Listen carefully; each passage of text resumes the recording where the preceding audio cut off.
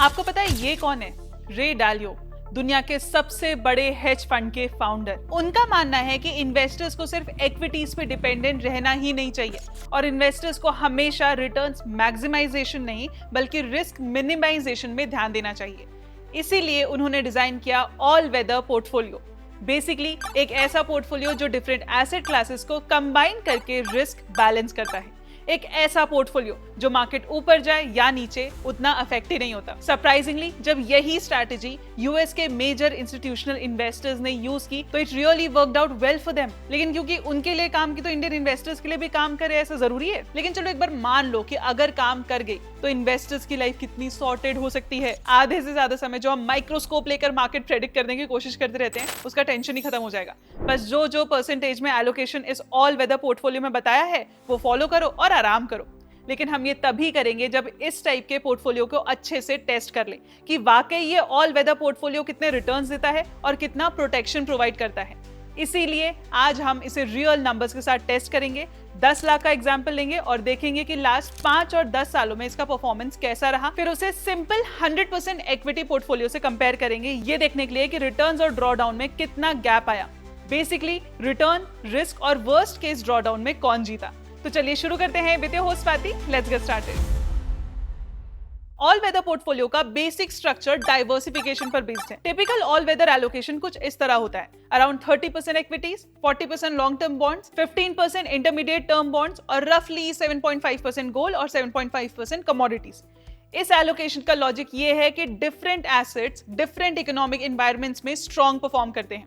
इन सब एसेट्स को कंबाइन करने से पोर्टफोलियो का गोल होता है कि किसी एक इकोनॉमिक सिनेरियो पर डिपेंड रहना ना पड़े। और अगर आज के ग्लोबल एनवायरनमेंट को देखें तो वर्ल्ड काफी वॉलेटाइल फेज से गुजर रहा है।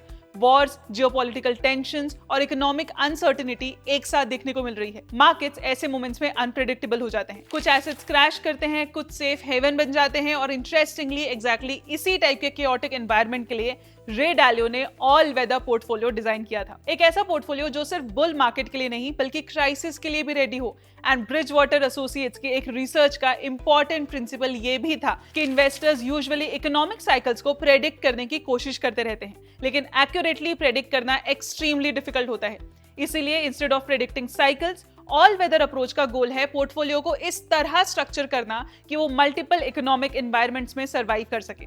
अब देखते हैं ये ऑल वेदर पोर्टफोलियो इंडिया जैसे मार्केट में कितना इफेक्टिव है। इसका आंसर समझने के लिए पहले ये समझना जरूरी है कि ये ऑल वेदर का मतलब क्या है और कौन से इकोनॉमिक साइकिल्स के लिए रे डालियो ने इस पोर्टफोलियो को डिजाइन किया। इकोनॉमिक एक्टिविटीज को ब्रॉडली दो फैक्टर्स ड्राइव करते हैं, इकोनॉमिक ग्रोथ और इन्फ्लेशन। इन दोनों वेरिएबल्स के कॉम्बिनेशन से इकोनॉमी डिफरेंट फेजेस में मूव करती है। सिंप्लीफाई करने के लिए इस फ्रेमवर्क को 4 इकोनॉमिक एनवायरनमेंट्स या इकोनॉमिक सीजन्स में एक्सप्लेन किया जाता है। सबसे पहला एनवायरनमेंट होता है ग्रोथ फेज, जहां इकोनॉमिक एक्टिविटी एक्सपांड करती है और कॉर्पोरेट प्रॉफिट्स इंक्रीज होते हैं। इस एनवायरनमेंट में इक्विटीज जनरली स्ट्रॉन्ग परफॉर्मेंस देती हैं। इंडिया में हिस्टोरिकली भी ग्रोथ फेज के वक्त इक्विटी मार्केट्स ने स्ट्रॉन्ग रिटर्न्स जनरेट किए हैं, स्पेशली बेंचमार्क जैसे निफ्टी 50।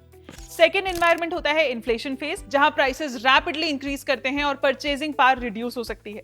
इन्फ्लेशन पीरियड्स में कमोडिटीज और प्रेशियस मेटल्स जैसे गोल्ड को ट्रेडिशनली हेज के रूप में देखा जाता है।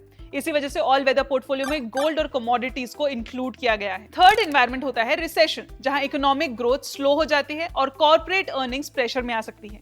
ऐसे पीरियड्स में सेफर एसेट्स जैसे government bonds relative stability provide कर सकते हैं। फोर्थ एनवायरनमेंट होता है डिफ्लेशन, जहां ओवरऑल प्राइस लेवल डिक्लाइन करते हैं और डिमांड वीक हो सकती है। ऐसे एनवायरनमेंट में भी long term government bonds historically strong perform करते हैं। अगर एसेट स्पेसिफिक देखें तो इक्विटीज ग्रोथ फेज में स्ट्रॉन्ग होती है, बॉन्ड्स रिसेशन या स्लोइंग ग्रोथ एनवायरनमेंट में स्टेबिलिटी प्रोवाइड करते हैं और गोल्ड या कमोडिटीज इन्फ्लेशन के दौरान हेज का काम कर सकते हैं। इंपॉर्टेंट इंसाइट ये है कि मोस्ट इन्वेस्टर्स इकोनॉमिक साइकिल को प्रेडिक्ट करने की कोशिश करते हैं और अपने पोर्टफोलियो को उस प्रेडिक्शन के बेसिस पर एडजस्ट करते हैं। लेकिन ऑल वेदर अप्रोच का फिलॉसफी डिफरेंट है। इस फ्रेमवर्क के अकॉर्डिंग पोर्टफोलियो को इस तरह डिजाइन किया जाता है कि वो हर इकोनॉमिक सीजन के लिए प्रिपेयर्ड हो, चाहे फ्यूचर में जो भी एनवायरनमेंट आए। अब यही लॉजिक नेचुरली हमें एक प्रैक्टिकल एग्जांपल तक ले जाता है। It's time we test it with numbers.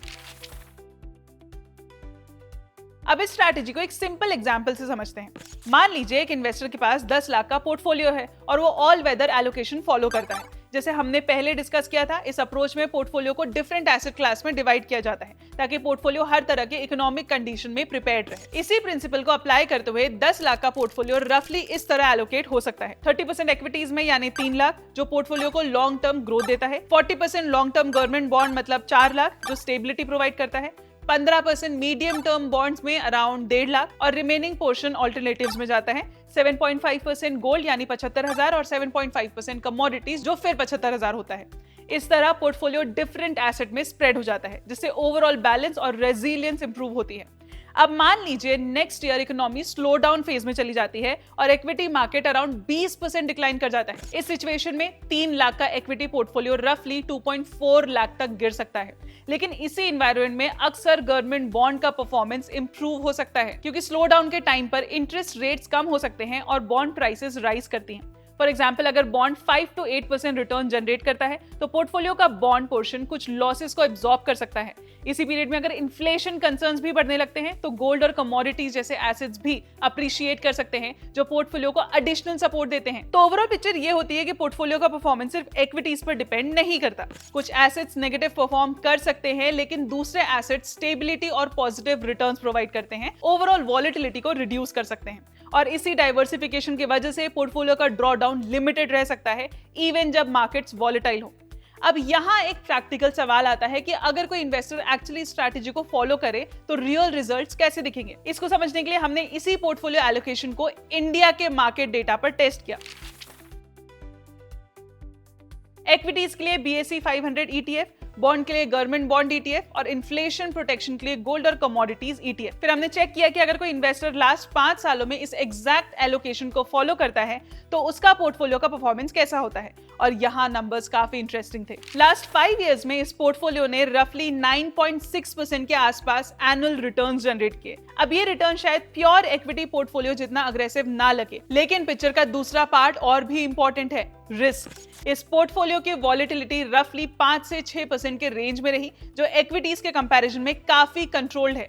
और अगर हम वर्स्ट फेज देखें यानी मैक्सिमम ड्रॉ डाउन तो पोर्टफोलियो का बिगेस्ट टेम्पररी फॉल रफली 4% के पास ही था।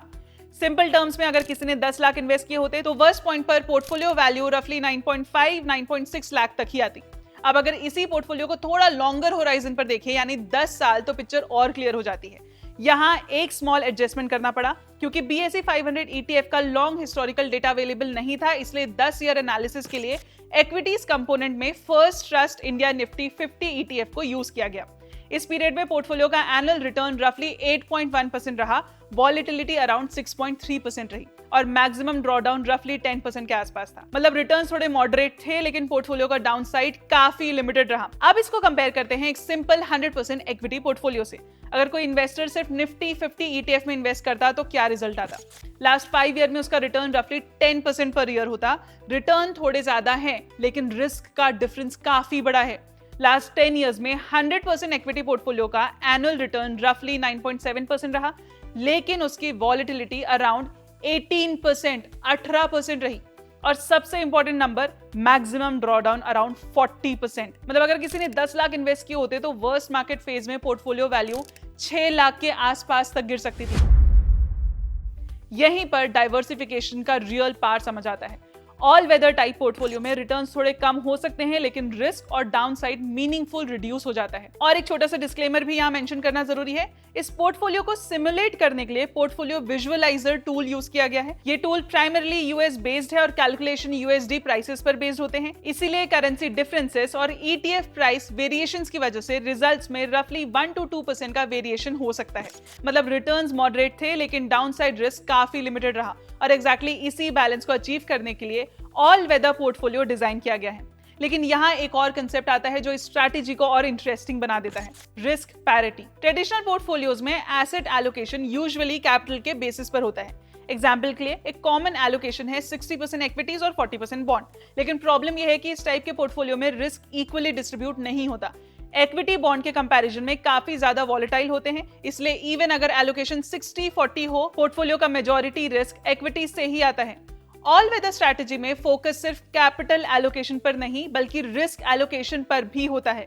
इसी कंसेप्ट को रिस्क पैरिटी कहा जाता है। रिस्क पैरिटी का ऑब्जेक्टिव होता है कि डिफरेंट एसेट्स का रिस्क कंट्रीब्यूशन बैलेंस हो। इसीलिए लो वॉलेटिलिटी एसेट्स जैसे बॉन्ड को रिलेटिवली हायर एलोकेशन दिया जाता है, जबकि हायर वॉलेटिलिटी एसेट्स जैसे इक्विटीज को कंपैरेटिवली लोअर वेट मिलता है। ऑल वेदर पोर्टफोलियो का एक और इंपॉर्टेंट ऑपरेशनल कंपोनेंट है रीबैलेंसिंग। टाइम के साथ डिफरेंट एसेट्स की प्राइसेस चेंज होती रहती हैं, जैसे पोर्टफोलियो का ओरिजिनल एलोकेशन ग्रेजुअली शिफ्ट हो सकता है।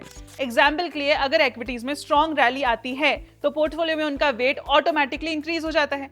अगर पोर्टफोलियो को रिबैलेंस ना किया जाए तो धीरे धीरे एलोकेशन ओरिजिनल स्ट्रक्चर से डिविएट कर सकता है, जिससे पोर्टफोलियो का रिस्क प्रोफाइल भी चेंज हो सकता है। इसीलिए पीरियोडिक रीबैलेंसिंग जरूरी होती है ताकि पोर्टफोलियो अपने इंटेंडेड स्ट्रक्चर के करीब रहे। रीबैलेंसिंग जनरली एनुअल बेसिस पर या फिर प्री डिफाइंड थ्रेशोल्ड क्रॉस होने पर की जाती है। इस प्रोसेस का मेन ऑब्जेक्टिव होता है कि डाइवर्सिफिकेशन मेंटेन करना और इंश्योर करना कि किसी एक एसेट क्लास का एक्सपोजर डिसप्रपोर्शनेट ना हो। तो यहाँ तक पिक्चर क्लियर है, लेकिन अब तक तो हमने बिल्कुल रोजी पिक्चर पेंट किया है, पर इसमें रिस्क भी समझना उतना इंपॉर्टेंट है। सबसे पहला क्रिटिसिज्म ये है कि इक्विटी एलोकेशन काफी लो है। इंडिया जैसे हाई ग्रोथ मार्केट में equities historically strong returns generate करते रहे हैं। बेंचमार्क जैसे निफ्टी 50 ने लॉन्ग टर्म में सिग्निफिकेंट वेल्थ क्रिएट की है। इसीलिए जब पोर्टफोलियो में इक्विटी सिर्फ 30% हो तो बुल मार्केट के दौरान ऐसा पोर्टफोलियो इक्विटी हैवी पोर्टफोलियो से अंडर परफॉर्म कर सकता है। इसीलिए कुछ इन्वेस्टर्स आर्ग्यू करते हैं कि higher equity allocation long term investors के लिए बेनिफिशियल हो सकता है। दूसरा लिमिटेशन बॉन्ड मार्केट स्ट्रक्चर से रिलेटेड है। ऑल वेदर स्ट्रैटेजी यूएस जैसे मार्केट्स में डिजाइन हुई थी, जहां बॉन्ड मार्केट्स एक्सट्रीमली डीप और लिक्विड है। इंडिया में बॉन्ड मार्केट कंपैरेटिवली स्मॉलर है, जिससे एग्जैक्ट इंप्लीमेंटेशन थोड़ा चैलेंजिंग हो सकता है। तीसरा फैक्टर इंटरेस्ट रेट साइकिल से रिलेटेड है। राइजिंग इंटरेस्ट रेट एनवायरमेंट्स में बॉन्ड का परफॉर्मेंस वीक हो सकता है, जिसके पोर्टफोलियो के डेट कंपोनेंट पर प्रेशर आ सकता है। तो ये था ऑल वेदर पोर्टफोलियो, एक ऐसी स्ट्रैटेजी जो मार्केट को प्रेडिक्ट करने की जगह डिफरेंट इकोनॉमिक एनवायरमेंट के लिए प्रिपेयर रहने की कोशिश करती है। इसका कोर आइडिया सिंपल है, पोर्टफोलियो को इस तरह डाइवर्सिफाई किया जाए कि ग्रोथ, रिसेशन, इन्फ्लेशन या अनसर्टिनिटी जैसे मल्टीपल सिनेरियोज में भी वो रिलेटिवली स्टेबल रह सके। लेकिन एक इंपॉर्टेंट सवाल यहाँ बनता है, ये कॉन्सेप्ट ग्लोबल मार्केट के कॉन्टेक्स्ट में डिजाइन किया गया था, तो क्या ये अप्रोच इंडिया जैसे मार्केट में भी इफेक्टिवली काम करेगा? क्या इंडियन एसेट के साथ इस तरह का एलोकेशन लॉन्ग टर्म में बैलेंस परफॉर्मेंस दे सकते हैं? हमने तो अपना जवाब दे दिया है। आपका क्या ओपिनियन है इसको लेकर? कमेंट सेक्शन में जाके जरूर बताइए कि क्या ऑल वेदर स्ट्रैटेजी इंडिया में वर्क करेगी या नहीं। अगर आपको ये ब्रेकडाउन हेल्पफुल लगा हो तो वीडियो को लाइक करें, शेयर करें और चैनल को सब्सक्राइब करना ना भूलें। मिलते हैं अगले वीडियो में। Mutual fund investments are subject to market risks. Read all scheme-related documents carefully.